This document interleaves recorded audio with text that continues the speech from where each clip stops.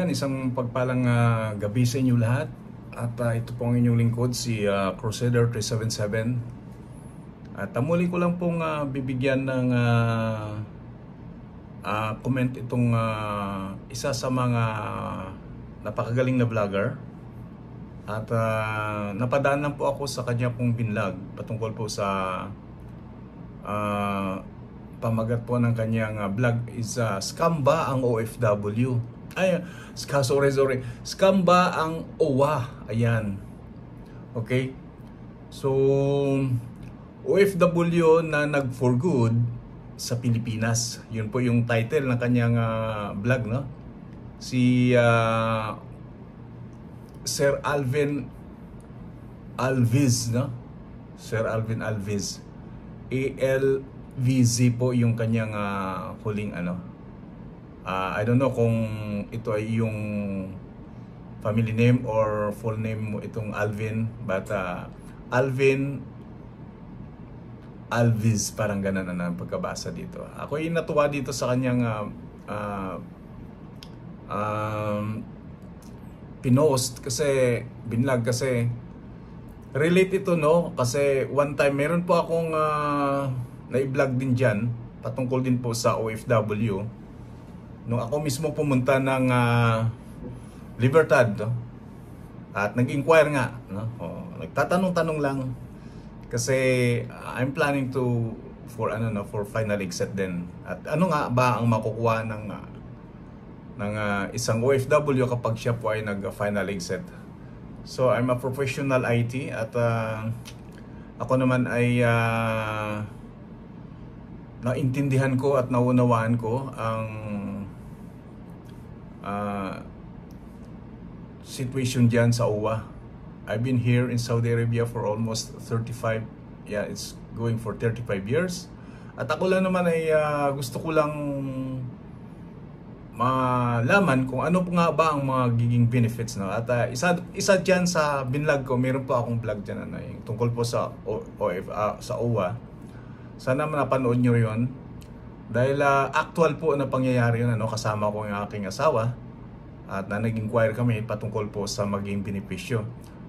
So matotal, sa pinaka bottom line ng lahat ay wala talagang makukuha ang isang OFW na nag-final exit.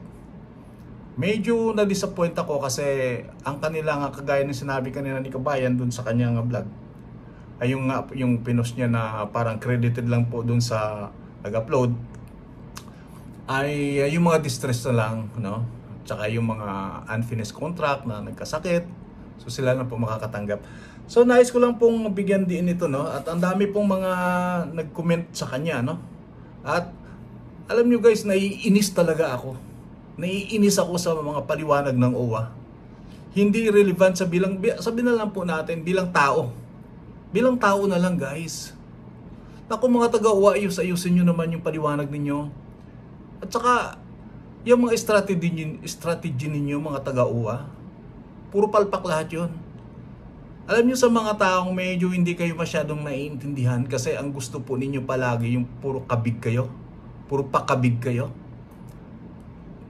Alam nyo, every 2 years, sabihin na natin, marami ditong umuwi. Yearly ang kanila pong uwi, no? At ang updated naman yata natin dyan sa OWA is every 2 years, no? Ang ating pong binabayad. Pero umuwi po sila, kumukuha po sila ng UEC, yung mga exit and reentry, balik-balik. Tsaka yung mga remittances. Guys, sa bawat nagpa-final exit, bibigyan nyo ng 20,000. Big deal ba yun? Bilyon-bilyon ang pinapadala ng OFW at remittances ng OFW. Bagong Bayani ngayon, sikat na sikat ngayon palagi, ginagamit ngayon sa election palagi. Ay, ako talaga naiinis ako sa inyo. Naiinis ako sa inyo talaga mga taga-OWA. At saka wala naman kami magawa. Pag pumupunta kami sa tanggapan ninyo, para kami mga basahan doon. Ini-entertain nyo ba kami ng maayos? Pag sumasagot kayo sa amin, akala nyo kayo yung busing. Dapat kami yung bibigyan ninyo ng priority, papakinggan ninyo yung mga hinaing namin. Tapos yung inyong mga kasagutan, ang lalayo. Pero may hingihan mo ng collateral yung OFW na nag-final exit. Kaya nga mangungutang dahil idadagdag niya, like me. Nag-inquire ako doon for business. May ongoing kaming maliit na tindahan. Gusto ko lang palaguin at mangungutang ako doon kung sakali mag-final exit ako. Aba, kinakailangan magbibigay pa ako ng collateral. Wala nga collateral, pangdagdag nga. Pangdagdag nga lang yan sa business. Anong collateral papakita ko sa tapos dadaan pa sa land bank? Magbabayad ang land bank ang magbibigay sa akin ng loan at ako yung magbabayad sa land bank. Bakit dadaan pa sa land bank? Nasaan ang pondo ninyo?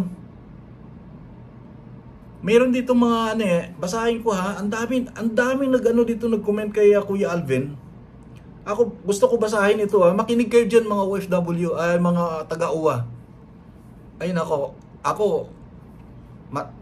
dati na ako hindi nagmumura kasi ayaw kong, ito emotion lang to. Pero sa totoo lang talagang pinapatawad ko na kayo. Wala naman kami magagawa mga OFW. Puro reaction lang kami ng reaction pero hanggang doon lang kami. Kayo pa rin nasusunod dyan, kayo pa rin sumisweldo dyan, lahat. Pagandahan ng inyong mga opisina dyan, whatever man kung anong meron dyan. Kayo nagbibinipisyo. Hindi nyo naiintindihan yung, ako nga, bala ko na nga pag this year, I believe, no, God willing, baka ako ay magpa-final exit. Gusto ko mag-apply sa UWA kahit basta part ng administration ng UWA. Kasi alam niyo ba yung mga taga-UWA dyan, karamihan naman dyan, hindi naman talaga nag-OFW yung mga yan. Hindi niyo naintindihan. Hindi niyo naintindihan ang damdamin ng mga OFW. Meron dito, gusto basahin natin muna itong mga comment dito para kayo na mismong Brad, Kuya Alvin, gamitin ko lang itong mga comments dito sa iyo ha. At pwede mo rin gamitin yung aking i-re-upload mo yung aking videos, walang problema doon, hindi kita bibigyan ng copyright whatever. So, ito, sabi dito ni Marge Twink 3362. Yung iba dito hindi siguro ito siguro mga organic lang to, hindi naman ito yung mga vlogger na mayroon lang silang YouTube account ganun. Dapat lahat makatanggap. O ito, pakinggan mo ha. Pakinggan ninyo dyan mga taga-UWA. Naiinis talaga ako sa inyo. Dapat lahat makatanggap ng 20K balik Pilipinas whether ano ang status o rason ng pag-uwi. Kasi lahat nagbibigay ng membership fee at ito ay compulsory. Ito, pakinggan nyo lang yan ha. Makinig lang kayo dyan. Sabi naman ni TF ni T Faith Gulon 1153. Sana yun bigyan ng UWA ang priority yung mga active na nagbabayad every 2 years. Unfair talaga yung uwang natin. Yung uwa natin. See? Hindi na ba kayo nahihiya dito sa mga OFW na to na naghihirap ng mga to tapos ito yung kanilang mga comment? Para fair sa lahat ng OFWs na nagbabayad ng UWA membership every 2 years, dapat hindi lang mga distress or unfinished contract na mga OFW ang makakuha ng benefits na yan. Sana pati yung mag-for good makakuha din. Grabe ang unfair talaga. Sabi ni ni Rona Sinasa. Di ba kayo nahihiya ito? Ito, ewan ko kung nakikinig kayo mga taga-UWA o makapal na talaga mukha ninyo. Sorry for my word, pero yun yung lumalabas dito sa puso ko Meron akong bitterness sa inyo kasi niluluko nyo yung mga OFW, thousands, million OFW all over the world. Ganito ang tirada ninyo. Sabi ni Miss Chen 1002, huwag nang umasa kasi yung binabayad natin sa OWA, nagbabayad lang tayo para sa kanila, hindi para sa atin. Gaya ko, 12 years na sa abroad, wala pang property na nabili, tapos ang loan na sinasabi nila, paano tayo makapag-loan kung wala pa tayong nabili na property? Para maka-loan ka, sana pwede tayo maka-loan kahit walang collateral, para maka-loan tayo para pambili ng property. Kasi makabayad naman tayo kasi nag-work pa naman tayo Ang daming OFW na nagbabayad ng UWA yearly, para saan pala yun? Para lang ba sa bulsa ng mga korap na politiko? You see? Ang sakit nun. Ewan ko kung may mga budhi kayo. Tapos sasabihin ninyo, pumunta sila dito sa aming tanggapan, baka meron silang slot na pwede nilang ma-avail, baka meron silang ibang pwede namin maitulong pangkabuhayan. Diyos ko. Yung isang ano kanina, tama yun ha. May final exit ka, nakalagay sa passport mo, mayroon kang visa, final exit. Pagdating dun sa immigration sa Pilipinas, dapat nandun nakaabang yung OWA. Lahat ng mga naka-exit punta dito, ito 20, 20, 20, 20. Di ba ang ganda na magiging image ninyo? Ako, hindi ko kayo titigilan hanggang kahit mag-i-exit ako, hindi ko kayo titigilan dito. So subaybayan ko to si Bro Alben kasi ito very active siya. So subaybayan ko to at dito ako kukuha ng mga comments ng mga OFW. Yung mga OFW na nakikinig dyan, wag po kayo matakot. Mag-comment po kayo either kay Bro Alben ito o kaya sa akin sa Crusader 377. Sabi naman ni LV Custodio 2517, naku, hindi naman lahat ganyan ang sitwasyon nila. Unfair naman talaga yan. 30 years na ako dito sa abroad. Diretso ang bayad sa OWA. Wala naman palang makukuha. Baguhin nyo yan. Pwede bang baguhin nyo yan? Yung mga nagpa-final exit naman na wala namang kapansanan. Kinakailan pa ba magkakapansanan pa yung mga yan bago magkaroon ng 20,000? Maghihintay pa ba kayo na kaming mga OFW ay magkaroon ng isang movement, isang grupong laban dito sa OWA na ito?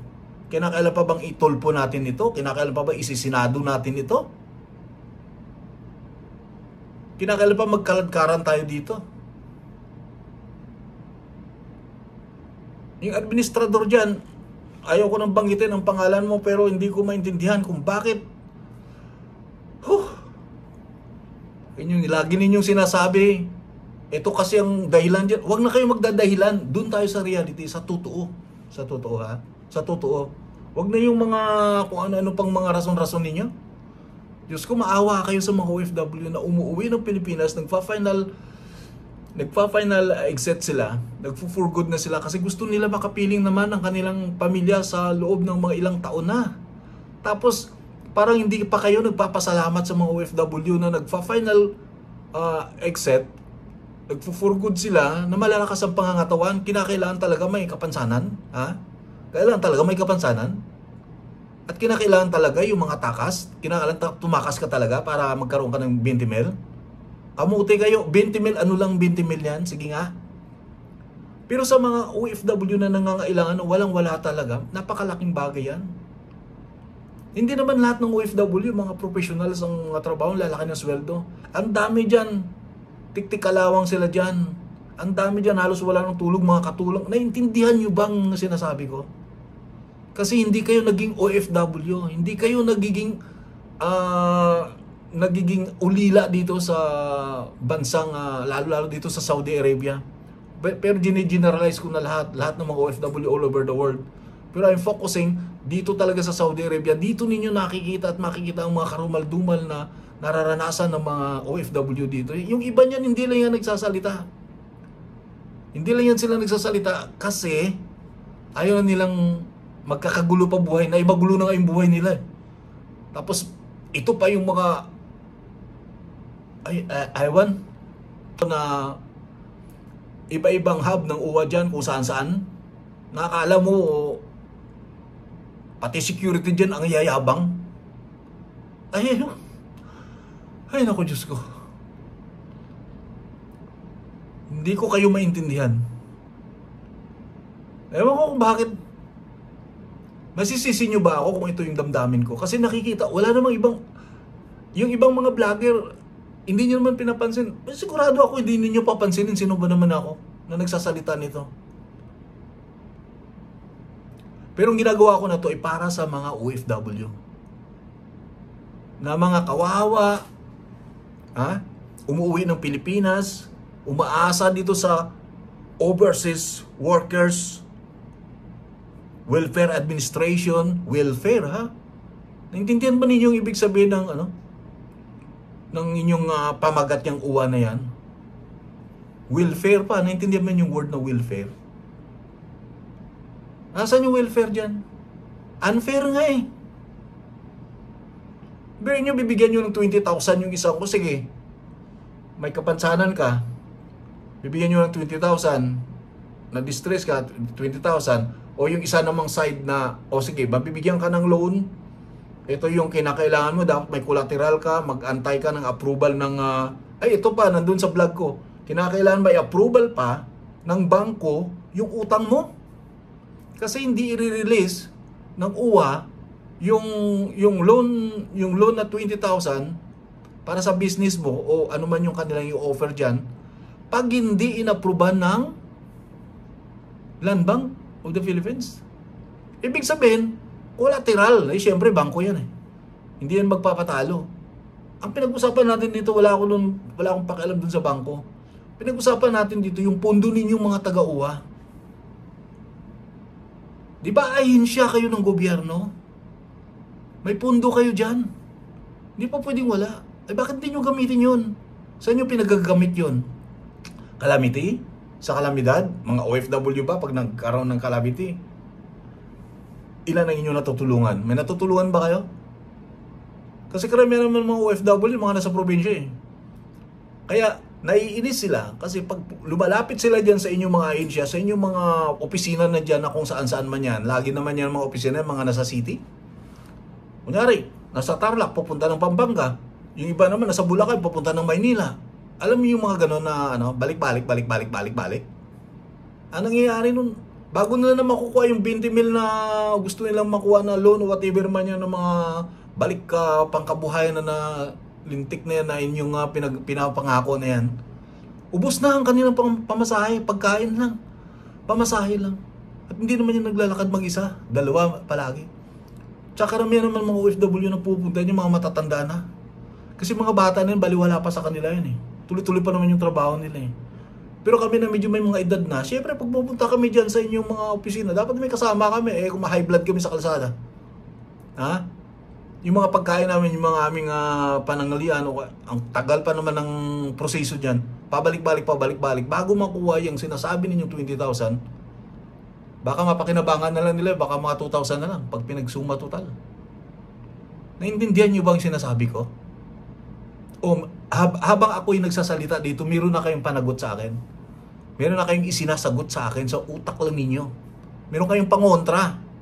Kasi ang iniisip ninyo yung sarili lang ninyo. Ang iniisip lang ninyo yung inyong makukuha sa mga OFW. Nasa puso ba ninyo na gusto nyong tumulong sa OFW? Ha? Nasa puso nyo ba?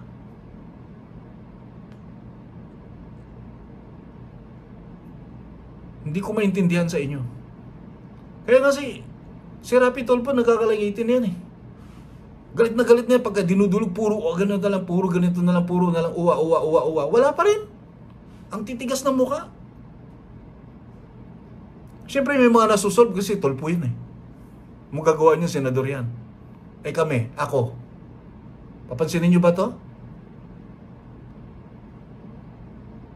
Mag-comment kayo dyan mga uwa. Mag-comment kayo dyan. Ako, ordinaryong tao ako, pero I have a privilege to speech. I have the right to speak. Malayang Pilipino ako. Hindi ako Chinese. Kaya malaya ako magsalita. At batikan akong OFW. 35 years na ako sa Saudi Arabia. Gusto niyo malaman ang karanasan ko dito? Na pinagluloko niyo ako diyan sa embassy ninyo diyan? Ha? Simulan na natin sa embassy sa Umalamam, papunta sa diplomatic quarter. Sino mga naghihirap noong mga panahon ng mga 1990s diyan? Ha? Yung mga distress worker diyan noon. Kasama ako diyan sa mga tumutulong sa inyo, mga loko kayo. Tapos ngayon ako, noong mga panahon na ako nangangailangan ng tulong, ha? Nagkalitsi-litsi ang buhay ko diyan dahil diyan sa mga diplomatic quarter na yan. Dahil diyan sa mga polo, uwa, turuan dito, away dito. Ay siya. Kaya tumigil na lang ako eh. Mabutit meron akong Panginoon na tumutulong sa akin. Kung wala sigurong Panginoon, wala nangyayari dito. Ngayon umaasa ako, ang ganda ng natin. Ang ganda ng ating gobyerno. Kayo lang mga walang kwenta eh. Ang administrasyon ngayon, napakaganda ng patakaran patungkol sa mga OFW, yung gusto nila mangyari sa OFW. Pero yung mga galamay dyan, ha? Yung mga buhaya dyan at hindi ko maintindihan kung anong klaseng taong o anong pwede kong itawag sa inyong mga loko kayo.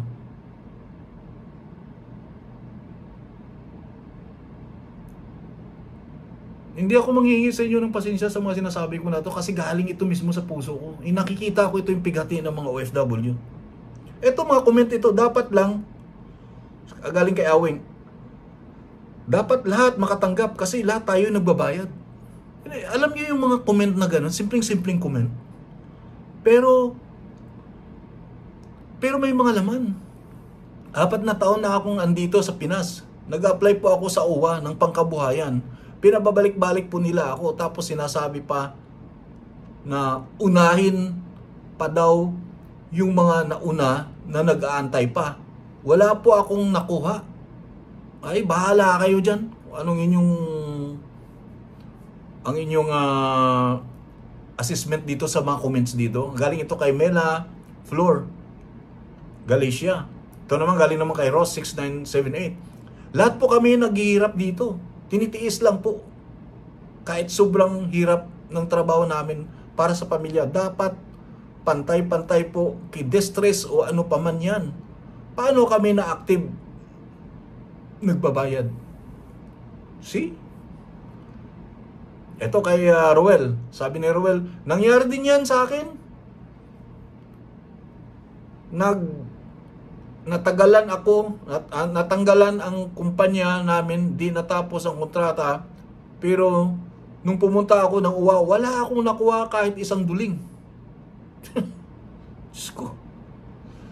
Ito galing naman kay Jeffrey Ligas. Kaya dapat maipasa na sa Senado yung pension plan sa UWA para sa mga OFW.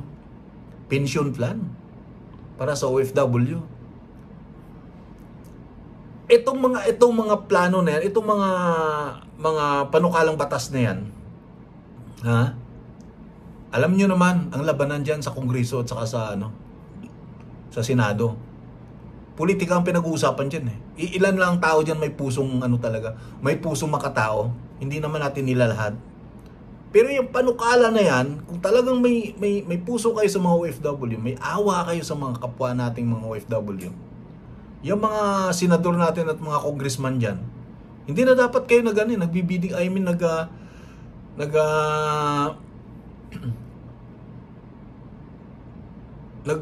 tawag dito, yung magbutuhan eh. Matik na dapat yan eh. May butuhan pa yan. Di syempre yung mga kontra-kontra niyan, wala naman tayong kinabang yan. Hindi ako hindi ako sangayon dyan. Buisit. Gusto nyo lang ang inyo lang. Ito pa. Dito. Ito dapat ang pagtuunan ng pansin ng mga sinatong at congressman.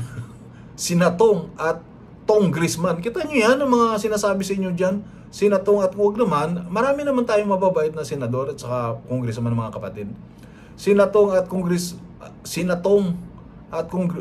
congressman gumawa ng batas para sa kapakanan ng lahat ng mga OFW, lalo na yung may sakit, nag-for good na. Hindi yun puro investigasyon na puro pang insulto at kapastusan sa Senado. Wala namang naitutulong at nakukulong. Lalabas tayo dyan, hindi natin cover yan. Ang point natin dito is yung mga kabayan is yung tayong mga OFW ay mabigyan ng benepisyo pagka tayo nag-final exit, pag nag-for good tayo. Dapat talaga may makukuha tayo dyan. Sa anong paraan? Hindi ko alam. Nga. Hanggang na lang tayo, hanggang ngal na lang tayo. Ewan ko kung bibigyan ito ng pansin ng aking vlog. Palagay ko, iisang tabi lang nila to eh. Wala naman eh.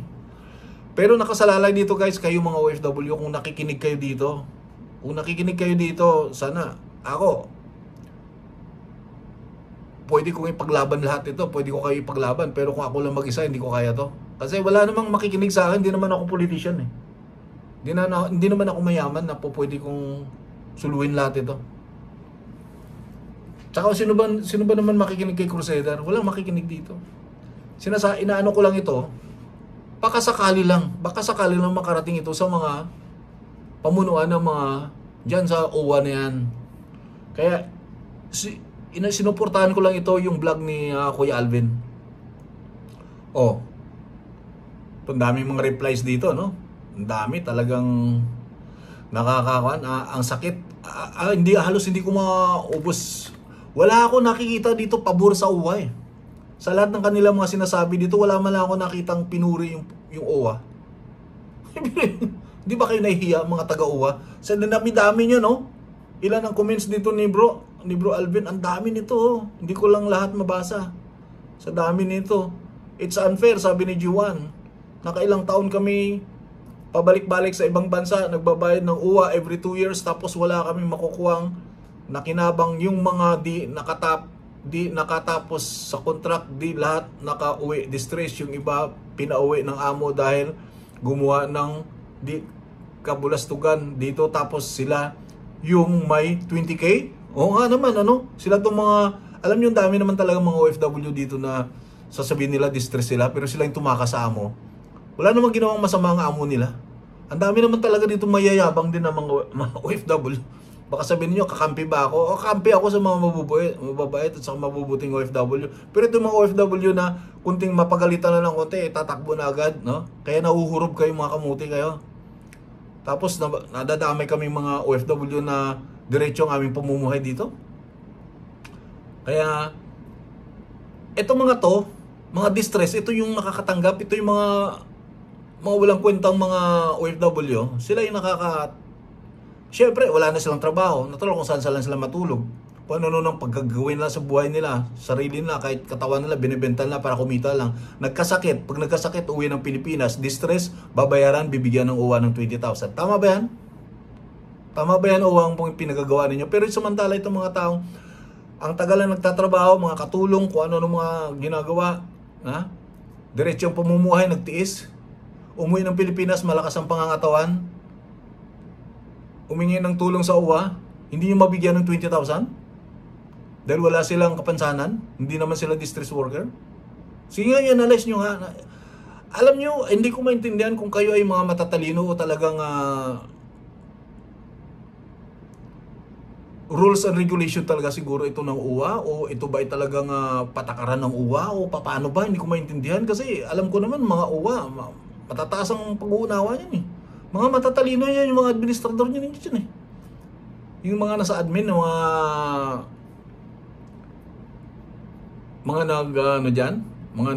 busing-busing dyan. Alam ko mga matatalino naman kayo, may mga attorney kayo dyan, may mga abogado kayo dyan eh. Pero napakasimpleng-simpleng bagay. Parang, ewan ko, baka talagang kunyari-kunyari lang. Paano naman, sabi na to, dito tapos sila yung may 20K, paano naman kaming matino? Makita nyo yun? Yung offer nila din naman namin yan kailangan, lalo na yung OFW hospital talaga Mindanao ba na OFW pupunta sa OFW hospital para magpagamot. Sa pamasahe lang ang laki na. At saka pagkakalam ko yung OFW dito sa Pampanga lang eh. Lahat ang lamok. Pamasahe, ang laki na at lamog na yung pasyente sa biyahe. So doon na lang sa malapit kami magpagamot. About naman sa scholarship, paano naman if wala kaming anak? Like me, nag-aaral o mga kapatid namin, walang nag-aaral dahil tapos na sila. Ibig sabihin, wala talaga kaming matanggap. Kahit pisong duling, maliban na lang kung patay may matanggap, di na yan ma-appreciate ng patay. O nga naman, oo, malaking tulong sa naiwan. Kailangan pa ba may mamamatay para may maibigay yung OWA? Ay, ewan, hanggang dito na lang. Sige, nahahabag ako sa mga nababasa ko. Hindi ko matatapos lahat ito, guys. Talagang nahihirapan akong idamhin at sumasakit ang kalooban ko kapag baka makapagsalita lang ako ng hindi maganda, no? So, ulit, maraming salamat Kuya Alvin sa iyo pong vlog na ito. Si Alvin Alviz. Ang pamagat po ay scam ba ang OWA? Ako, para sa akin, scam ito. Kung hindi ninyo ito maipapaliwanag ng tama at hindi ninyo maibigay ng pantay-pantay, may kapansanan, tulang kapansanan ang isang taong nag-exit na sa ibang bansa at nag-final for good na sa Pilipinas, na hindi ninyo mabigyan kahit 20,000 man lang. Guys, 20,000 nakaliit yan. Napakaliit lang yan.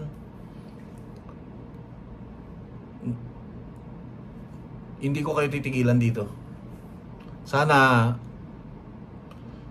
Sana naunawaan niyo yung aking sentimento dito sa aking vlog. Sana sa lahat ng mga OFW, ipanalangin natin na mabuksan ni Lord yung kanilang mga puso, itong mga taong ito na hindi ko mahirap mag-judge, pero malinaw na parang hindi ko alam kung panluloko ito o scam ito, but ito ay opinion ni bro yan. Tanong lang naman yan ni bro Alvin, no? Kung scam ba yung OWA, kayo na po yung humusga.